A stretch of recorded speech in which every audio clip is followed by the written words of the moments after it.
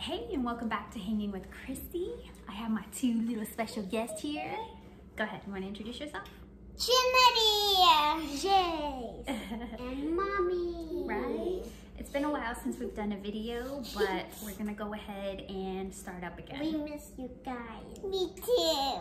Yes, and I've been getting a lot of feedback that you guys have been wanting me to make some videos, so here we go.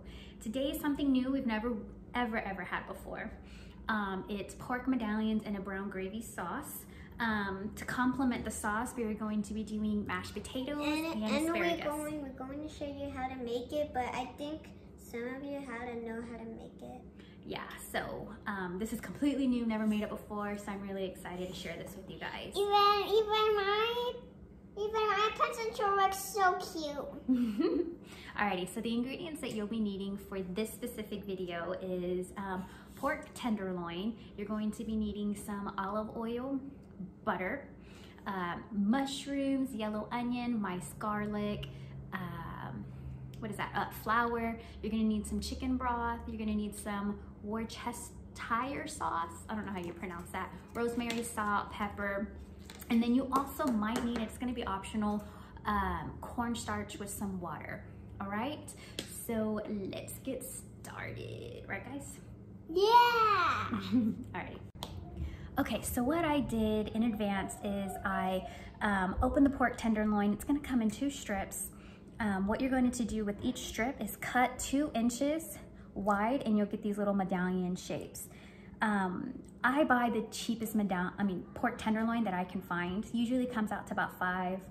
I sprinkled some salt and pepper on both sides, and while I was cutting, I preheated my cast iron skillet with some olive oil at about medium high heat in between there. All right, so let's go ahead and cook these bad boys. Okay, so I have my cast iron. It's already been preheating. You can see a little bit of smoke coming from it. So I'm gonna go ahead and start putting the pork tenderloins on it. You're gonna cook it for about 2 to 3 minutes on each side. At least that's what it says. I'm gonna do my best judgment.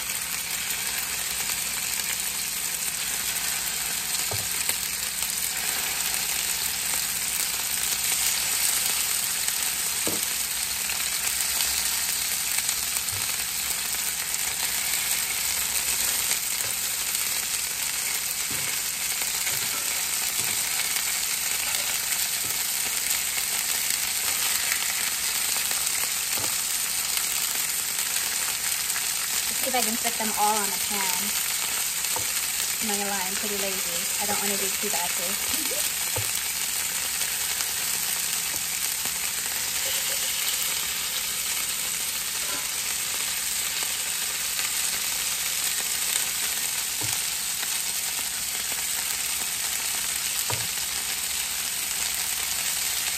Yay, I put them all in.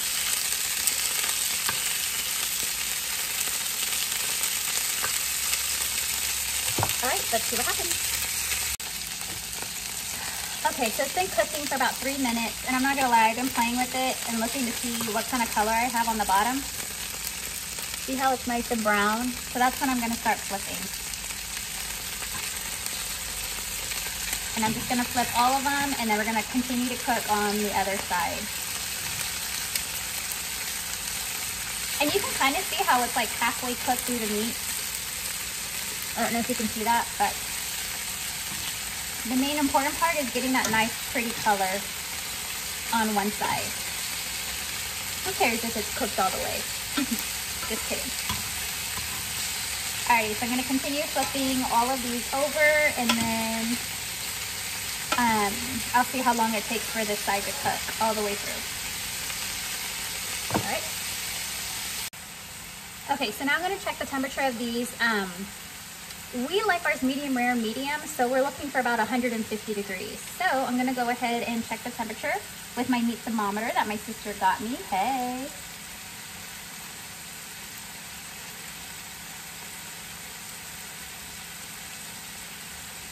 And it looks like I'm trying to poison my family, so I need to cook them a little bit longer.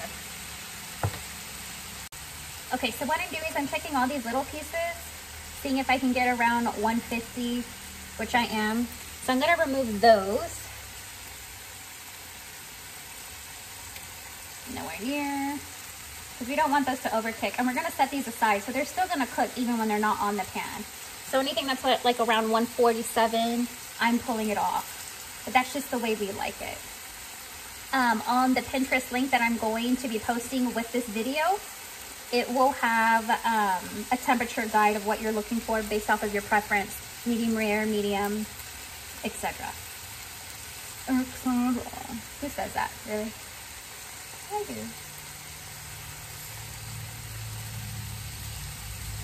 And I'm just setting them aside. Again, and I'm looking at 147.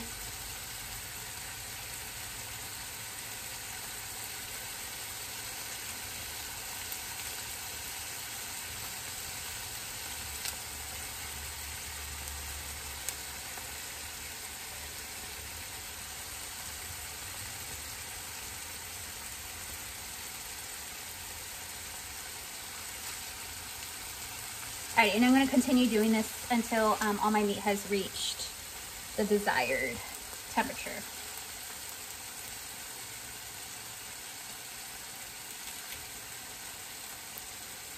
Okay, now all the meat is at the desired temperature I want. You're going to do 3 tablespoons of butter. You're going to put that into your pan. And then you're going to be adding your onions and your marshmallows. What is it called? Mushrooms. And you're gonna want half a cup of onion, and it says 8 ounces of mushroom, but I'm gonna do about half of that. Only me and my husband really eat the mushrooms, so I'll probably save the other half for some like pot roast or something. Alrighty, and then we're gonna pretty much cook this for about a good 5 to 7 minutes. And add our garlic, right? Okay, so we've been cooking this for about a good 5 minutes and 30 seconds. As I was cooking it, I've been scraping the bottom of the pan to try to get some of that flavor from the pork. What we're gonna do now is we're gonna add 1 tablespoon of minced garlic. And we're gonna cook this for about a good 30 seconds to 1 minute. So we're gonna go ahead and stir that in. And if you haven't already got all your ingredients pre-measured, what you're gonna be needing right after we add this garlic is a 1/4 cup of flour. And then we are going to slowly add the 2 cups of chicken broth. So, as this is cooking, you can go ahead and get that situated if you're super fast. Alrighty, so it's been about 30 seconds. I'll probably go the full minute just so I can breathe. Alrighty, and so we're gonna add the 1/4 cup of flour, which I have already ready. Let's pour that in.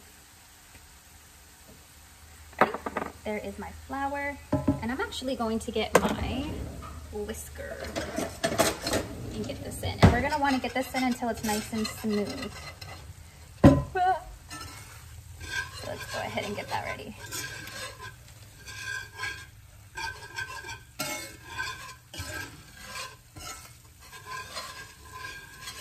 Let's try to mix it in as much as I can. Okay, now let's get your chicken broth and slowly start pouring that in. All right. This looks actually really gross, not even gonna lie.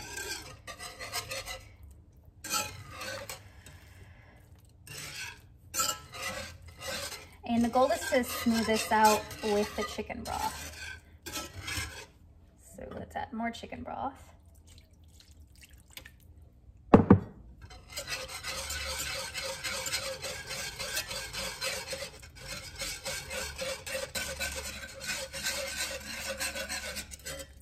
So I'm assuming my sauce isn't going to be as brown as the picture because I didn't use that much mushroom. We'll see what the Worcestershire sauce does. But it is really thick, so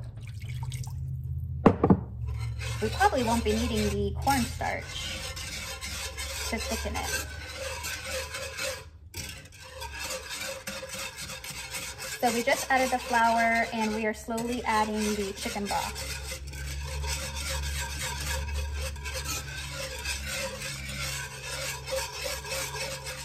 I wonder what that does, adding it slowly. Help smooth it out better? Not too sure, but this is a very, very thick sauce.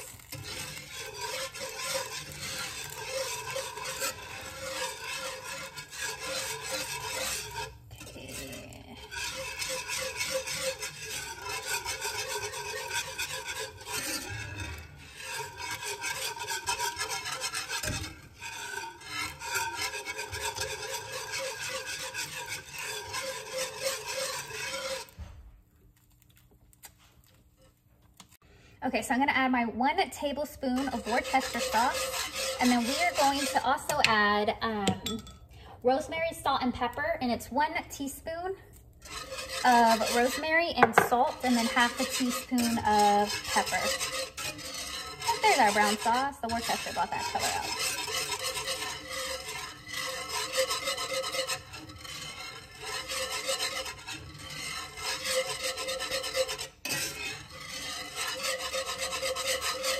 Okay, and it says to keep it going for about 5 minutes. And then after 5 minutes, you're gonna place your pork tenderloin. Ooh, that is salty. I'm probably gonna add a little bit more chicken broth or maybe some water to bring down. Ooh. I would definitely recommend cutting out some of that Worcester sauce. It's way too salty. Okay, so let me play with this. Make it taste edible. Okay, so far I added about 1/4 cup of chicken broth, and I added a little less than 1/4 cup of water. Let me see if that tamed down.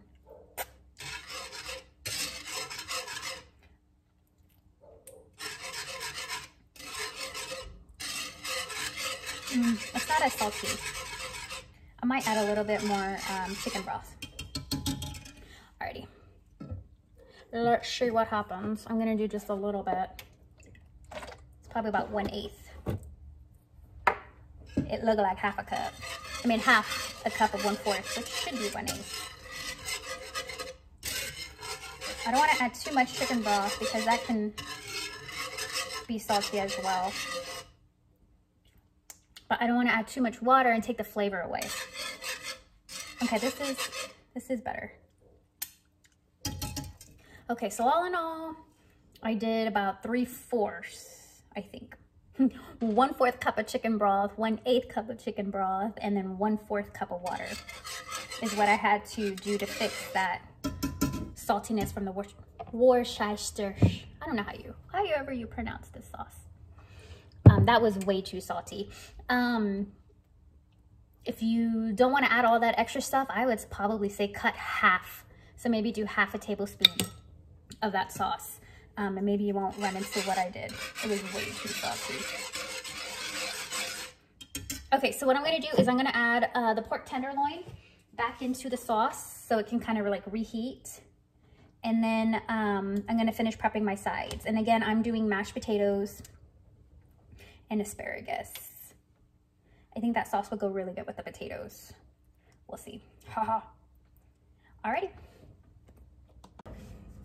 All right, so this is what it looks like once you add your pork medallions. I'll go ahead and plate, and then we'll let you know our review if it's good or not. Okay, so we just had our dinner. Yes, we had our food. What did you think? Good. All right, and Jace, what did you think? Good. Dinner? Good. Honestly, we got mixed reviews. They're lying to you. Trini was the only one who ate the pork tenderloin. I ate the pork tenderloin, and then my husband and Ilya ate a little bit. Jace, he tasted it. That's the important thing here. I would definitely either minus the rosemary or cut that in half. Definitely cut the Worcester. I don't know how you say that sauce. Worcester. Whatever. that sauce definitely cut that in half. It was way too salty. Once I added more chicken broth and a little bit of water, it made it edible, but it might have just took away from the whole dinner. My daughter said she could definitely taste the chicken broth, so it didn't taste like pork anymore. Overall, I probably wouldn't make it again, or minus those ingredients. Well, I hope you enjoyed hanging with Chrissy and they're filling up their stomachs with ice cream and cookies because that's how delicious dinner was. All right, well, thank you for staying tuned, and don't forget to